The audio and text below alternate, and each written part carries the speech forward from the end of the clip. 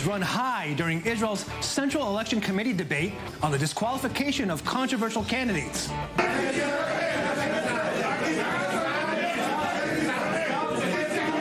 When the dust settled, the results came in.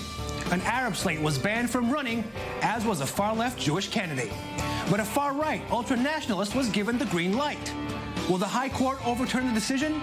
We'll discuss this and all the election updates with our roundtable of candidates running for office. And President Donald Trump joins the fray over the contentious remarks made by Representative Ilhan Omar, saying her terrible comments are, quote, a dark day for Israel. As her Democratic colleagues are coming out to her defense, we'll ask, how is a freshman congresswoman changing the discussion on U.S.-Israel relations? And Homeland Security Secretary Kirstjen Nielsen tried her best to explain President Trump's statements on immigration and his national emergency order. Are we putting children in cages as of today?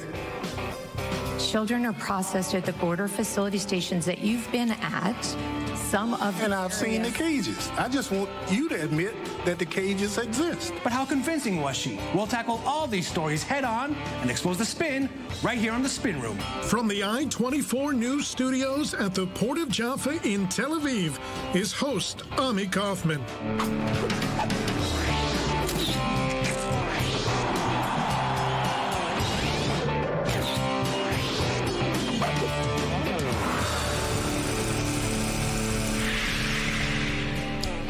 Thanks for joining us. We begin our show with the major developments in the Israeli political arena ahead of the April 9th general elections. The Central Election Committee Wednesday disqualified the Arab joint slate Balad United Arab List and the Jewish candidate Ofer Kasif, who is a member of the Arab Jewish political alliance Hadash Ta'al, from running in the election, claiming they supported terror and ruled out Israel's right to exist as a Jewish and democratic state. This was decided against the opinion of Attorney General Avichai Mandelblit. However, the committee did approve Michael Ben-Ari and Itamar Ben-Gvir from the Kahanist far-right Jewish Power Party, who were accused of incitement to racism.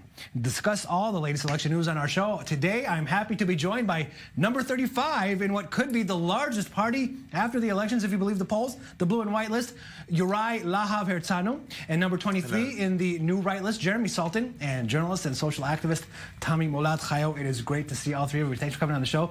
Tommy, let's get your reaction first to what we saw yesterday, those very intense hearings in the Central Election Committee. Well, I think what they came for is what they got. They came to get a little bit, some headlines, and to be able to say how they, well, just to show how extreme they are against all the extremists. Well, it was a big circus. That's all it was. It has absolutely no meaning, because at the end of the day, the Supreme Court is probably going to do what it did in the past elections in Israel, which means that they can all run, and it's up to the Israeli society to decide, do they want racists? Do they believe in the right of Israel to exist or not? It's up to the people. That's the whole idea of democracy. And if you have a problem with such people, maybe you should do better work in educating the citizens. You're right. You're originally from Yesh Atid, which is now part of the blue and white list. But your folks went against the Attorney General's recommendation. Why? To get some more right-wing votes? No, we supported both the disqualification of both Otzma Yehudit, Jewish Power, and of Balad, of the Arab list.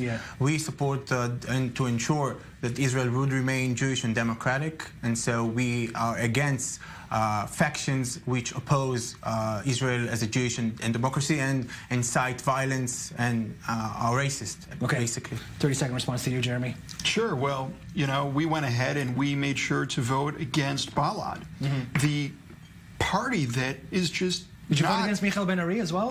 We voted for Michael Ben-Ari. We interpret the law that, again, you have to be Jewish and democratic.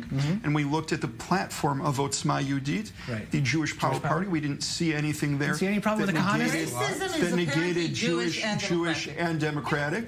Again, what they said compared to what they might have said in the press is a different thing. We saw their party platform, though. We have to go for a break, and we'll continue the discussion. When we come back, the party challenging Benjamin Netanyahu's rule reveals its platform. Blue and white list. Can it woo enough voters from the right-wing bloc? We'll discuss that next. Stay with us.